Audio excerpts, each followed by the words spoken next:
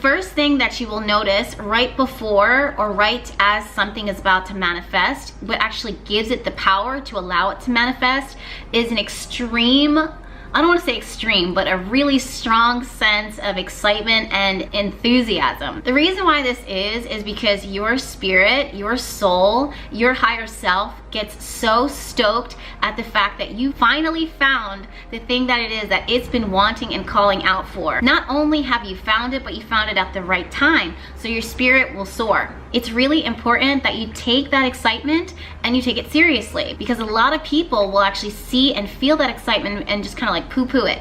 They'll put it off to the side, or they'll allow distractions and other things in their everyday life to pull them away from the thing that sparked joy and pleasure and excitement in their life. In order for something to actually manifest, you have to feel it in your bones, deep in your bones, that it is yours, that it's meant for you. And as soon as your soul and your spirit recognizes it as truth, naturally it gets excited. You'll then take that energy, that enthusiasm, that excitement, you'll channel it, you'll write it down. Then you'll find that talking about it, maybe even out loud to yourself or to friends or to a stranger, gets you even more excited, because your spirit's like, yes girl, or yes boo, you got this, this is yours. Now that's the first thing that you'll notice right before something manifests. And the reason why I started off with that is because it's the excitement itself that helps to ignite the energy so that it can actually come in and seed itself in your life. Now the second thing that you'll notice is that after the excitement, there's kind of like a brooding phase. That's what I'm gonna call it. This is when the energy around you really starts to get quiet. And for some people, that's when things can get a little weird.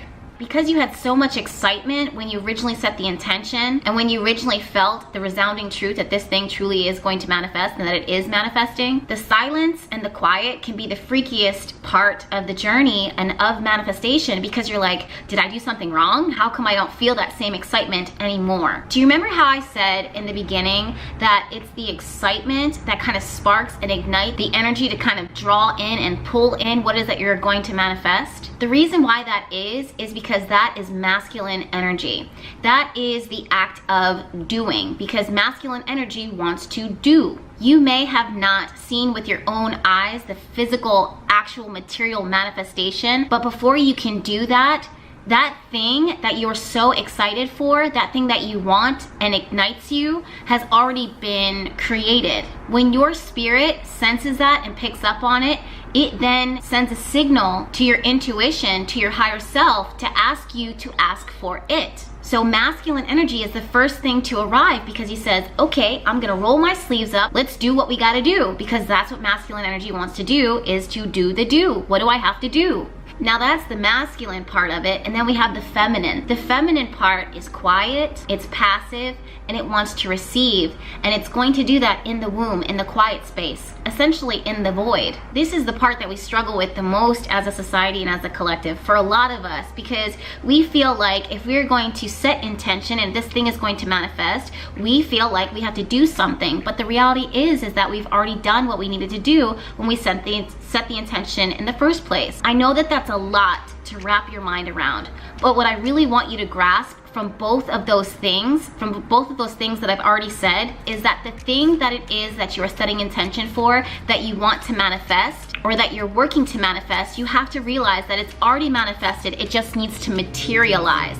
That's why number one is the actual excitement that it is that you feel, and then you feel that call and you respond to it by actively doing. Once that excitement is felt and that intention is put out there, that's when we go into the void, the quiet, the silent, the stillness, and we allow ourselves to receive. That quiet space is so important, because it's in that quiet space that there's a void and emptiness. The universe senses this and then works in order to fill it. When it pours masculine and feminine energies in, those two separate entities come together and something will be created and be physically born into our reality and actually materialize. When that thing actually starts to materialize, that is going to move us on to step number 3. Now this is when something actually is being created and we can stir ourselves back to life again. And how we'll know that this is what's happening is because this is inspired action. All of a sudden, we're creative, we're inspired, we feel like, oh, I'm just gonna go here